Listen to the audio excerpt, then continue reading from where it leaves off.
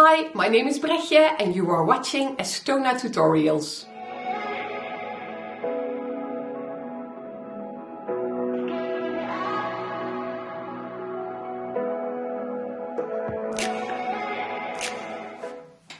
And here I am with the third and final Atomstack laser review, and I agreed with Atomstack that I would simply make one video in exchange for their products, but there was so much to show you that I decided to make 3 videos myself. So in the first one we unpacked the laser, in the second one we unpacked the enclosure, and I made a Father's Day gift, and in today's tutorial I am going to show you the camera and the rolling device. And in this final product review video I am going to show you how you can install the camera and how to use the Rotary device. Let's start out with the camera.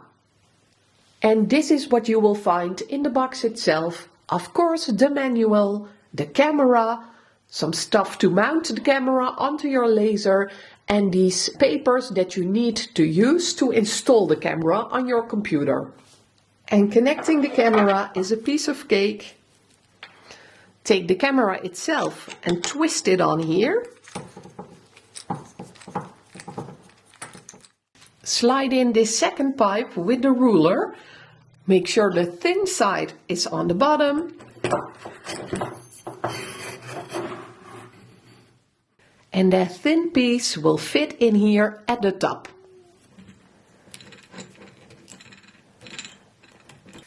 I am going to place this at the front of the laser. Center it. And simply tighten. The instruction manual states to get this part up to a height of 42 and to extend this to half of the machine. So this is the side view of my laser before really fine-tuning the camera. That's our next step. Please do note that if you are using this camera that you cannot use the protective box. I placed these 5 cardboard cards according to the instructions in the manual. Okay, so I plugged in the camera in the USB portal of my computer and I turned on the laser, therefore the noise. Now let's go up here, click Laser Tools, and then you can calibrate your camera lens. So I am going to click this one because for me this is the odd one out. And then your laser view will appear, and I have to admit that I did cheat a little bit here because everything was in here earlier, but it was so tilted and distorted that I simply adjusted my camera. I am going to use the manual for this, and the manual states pick the standard lens and go for a full calibration. So we are going to do so, and let's click next. So we are going to have to place the circle pattern card. And as you can see, I have to place it in the middle, so I am just going to follow directions here. I need to click this button here. And it says a noisy image. So it is referring to the background here. If I click this button here and try again, then we are left with a great image. So the machine says click next. And as you can see, I am going to have to replace this one underneath the laser and then take another picture.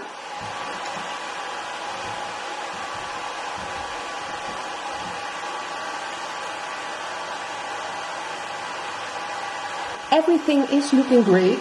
So I am going to click this button here. So I am going to continue with calibrating the camera alignment. And you need to place a piece of paper in the middle of the laser surface.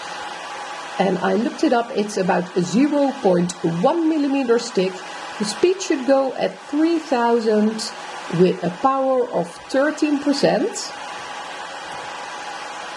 And then I am going to click this button here.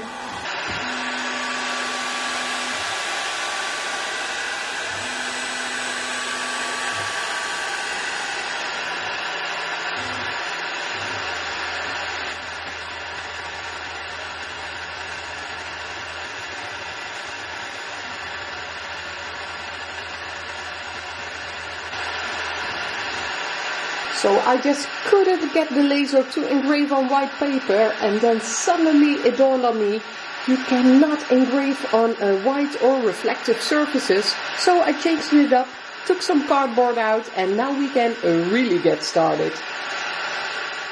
Let's ignore my not so smart moves over here. For the cardboard, just to let you know, I used a speed of 1000 and power of 40. Now we can continue.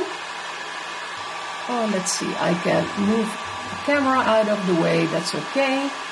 I can record the image. And when all 4 corners are clearly visible, click Next. Let's just go for it. Zoom to find the 4 markings in the corner. 1, 2. So all I have to do is double click. 3, 4. And now the camera should be installed. So let's see. So I am very curious to see if this camera really makes the job a lot easier if you are dealing with odd shapes or placing something, and you don't have to be afraid that it's out of reach of your laser. So that is why I picked this little heart-shaped box. So I'm going to place this one in between, twist this knob. I can take away this thingy here, and the laser will have the correct focal point. And before you can use your camera, you need to enter it here in your menu. I can't find it, so I am just going to type in camera for help. You need to click this button here. And now we can connect the camera. Press this button, and now we have a very tiny image, and I hope that we can really enlarge it, because otherwise it is going to be quite difficult to see. We have a small image here. Let's go for tracing and cancelling. Don't know why, but apparently this works, so let's go for it. I'm going to do an image trace for this one.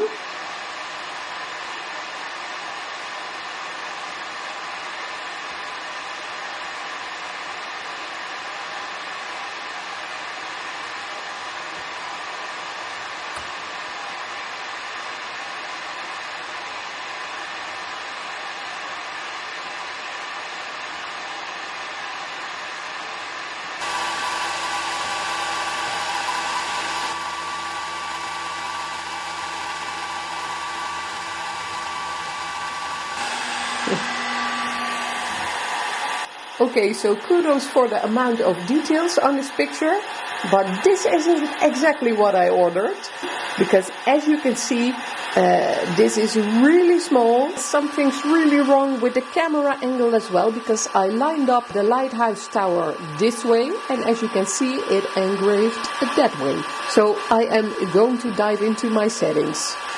And let's add in another blonde moment. I know you all like it, because of course the camera has to go like this. This was really stupid, but luckily a very easy fix. So I think I found the other problem as well. While I was calibrating the camera, let me just run through here quickly. You see, now we have the perfect view, so I'm happy that that worked. I am going to engrave the bottom, and this is where I went wrong, or at least I think I did, because in the manual it states that you should scale it at 100% if your engraving surface is 200 times 200 millimeters, and at 200 when your engraving surface is 400 times 400 millimeters. As you can see, this is all looking so much better. Let's take the same image here, and I'm just going to re-engrave this one, because I think it would be a waste to waste another one.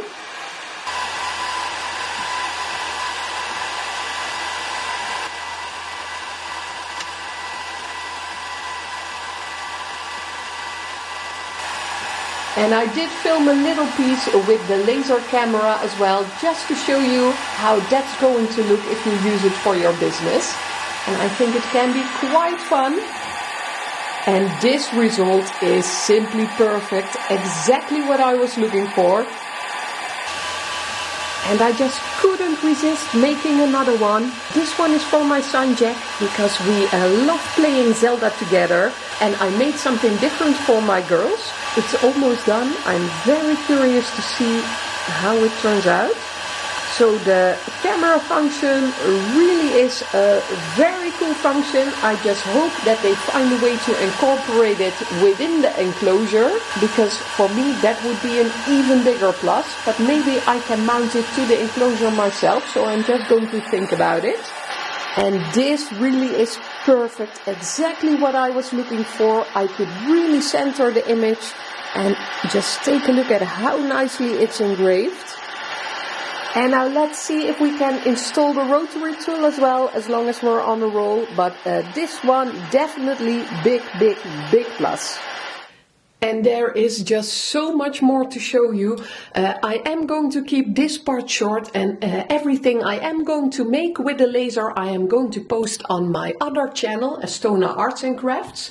But I do want to show you this, because I also received the Atomstack R1 Rotary chuck, that's this one, and the R2 roller. So you can use this to engrave round surfaces such as tumblers. And this one will even give you a lot more possibilities, because you can clamp just about anything in there with all of these attachments and tools. So I am going to browse around the house and find something that is round just to test this. And these might not be your average engraving products, but this is just for testing purposes. I have this wooden thing here for some kitchen supplies. I think this might be nice to engrave. Different materials, plastic, wood, and I even took out this one, and this is just to show you how the roller can hold its materials in place. Let's start off with this one here, the R1 Rotary chuck. And I want to engrave this, and just imagine this can be a bracelet or whatever, any round shape. And I am going to use 3 of these L-shaped pieces to hold my tape in place. And you can take the screw and simply screw it on here.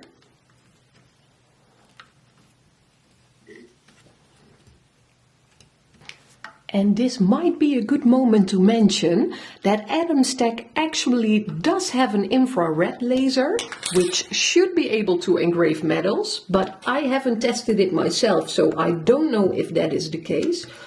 And just imagine if you could engrave your bracelets like this. That would be really cool. But of course you can engrave other materials as well. Think about a 3D printed bracelet or a wooden bracelet. And of course it doesn't even have to be a bracelet. And I'm going to have to turn these around because this is just a bit too big for my roll of tape. So I am going to place these on here inside out, and then we have a bit more room to play around with. And this is also a great way to engrave rings or something that's a bit smaller. So these are now inside out, and I can open this up by moving this part here. So let's see if we can get this to fit.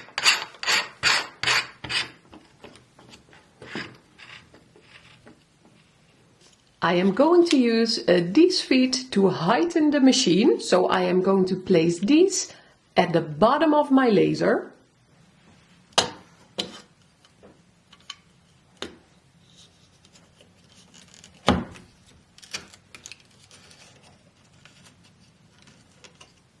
And of course you can use these feet as well if you want to engrave something that's a bit bigger, so even without the rotary tool. I placed the rotary tool within the engraving surface of the laser, and I made sure that it's right angled. Now this final part wasn't perfectly clear to me, but I looked at the pictures and I looked at what I was left with, and I think this should be it. You need to unplug this part here on the side of the machine, and you can connect that one to the outlet of your rotary tool.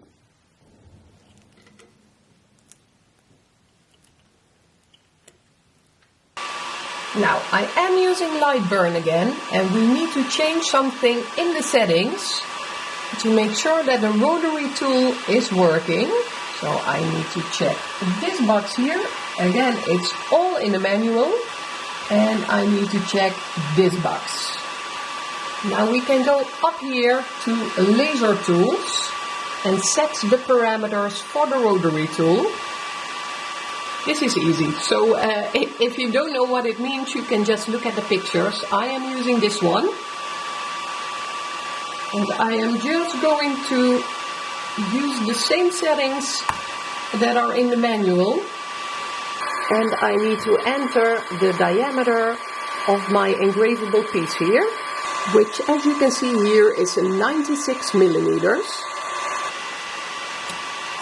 And let's press OK.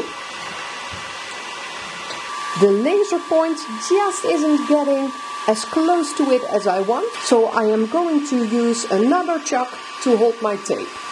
And this is what I actually really like about using a machine for the first time, that you have to be a little bit creative, use some common sense, and if something isn't working, think about how you can get it to work. So I am going to remove these, and I'm going to replace them with these chucks.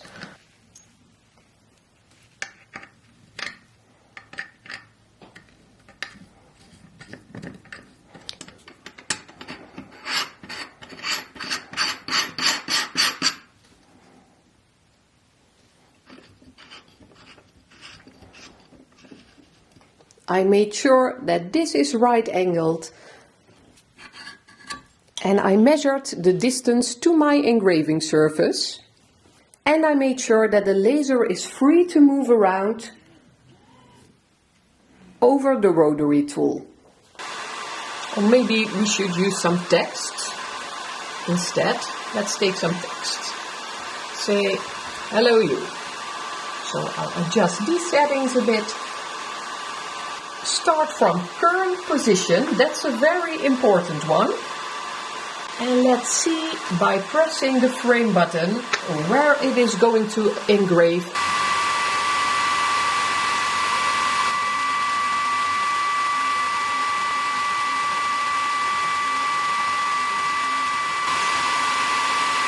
So it was engraving the entire tape. That isn't what I wanted, so I made some adjustments, and I am just using the same piece of tape over and over again until I get the result I want. So I went to laser tools and to the rotary axis settings, and I changed this and pressed play, and you can see it down here. Instead of going all the way around with very big letters, it stayed within these parameters. So I was planning on making engravings on these items as well, but I spent so much time behind the laser that I think it's enough for now. And I think you will have received a lot of information at this point as well. So I am going to play around with the laser on my other channel, Estona Arts and Crafts. But for now, let's call it a day. And if you stay tuned, I will give you my final review of the Atomstack A30 Pro and everything that comes with it. And that's it for today's tutorial, and I really hope you enjoyed it. I do have to say, because I promised you my final review, that the Atomstack A30 Pro, in my opinion, really is a very, very, very nice laser. If I should give you the positive points, as far as I can see, it does what it says it will do. So it's just a very easy laser to use. In my previous tutorials, I don't know if you are familiar with them, but I have made another tutorial on a laser engraving machine, and I wasn't too excited about it, so I gave out a negative review. And I got a lot of replies from viewers. A lot were very happy with the honest review, and there were a couple that stated, I think you simply don't know how to use the machine, so maybe it's your fault and not the machine, etc., etc. And I think that Atomstack proves those people wrong, because in this case, when the laser works how it's supposed to, it is really easy to use it. So you do have to change the parameters a little bit, maybe increase or decrease the speed, or up or lower the power, but that's about it, because it really does what it's supposed to do. So I am very positive about the Atomstack A30 Pro. About the stuff I received extra, the bonus features, the enclosure I think really is a plus, because it will help you work in a safe environment and get rid of a lot of nasty fumes that you simply don't want in your workshop. The camera is very nice as well. It will make engraving a lot easier. Two things that I think that Atomstack can improve here. The first one is, at this point you cannot use the camera and the enclosure box simultaneously. So I would say maybe make something that you can screw in the camera in the enclosure box. That would be a plus. And secondly, you don't want to bump into the camera, because then it's off-centered. So maybe making it a bit more stable, if that's possible, that would be great. And otherwise you just have to be a little bit more careful yourself. The rolling device is something that I did test a little bit and it worked, but I didn't test it very extensively, because at that time I already spent hours and hours behind the machine. So this is something that I will investigate further on my other channel, Estona Arts and Crafts, because on this channel I'm going to return to making jewelry. Atomstack, really thumbs up. I really enjoy playing around with your machine, and I think it's really nice. So if you want to learn more about the Atomstack, you can go to the description below this video, and you will even find an affiliate link there if you want to order this machine. But before you do, investigate if this is the machine for you and if it has all the possibilities you are looking for. Again, for engraving metal, this isn't such a suitable machine. They do have an infrared laser though, but I haven't tested it, so I cannot give you any information about it. If it's wood you want to engrave or cut, or acrylics, whatever, you really can do it with this machine. Atomstack, thank you very much for trusting me, for contacting me, and I am just going to play around a bit more with the laser and make some nice things. For you at home, thank you so much for watching. If you like this video, please leave me a message below, and I hope to see you again next Thursday at the next Estona tutorials.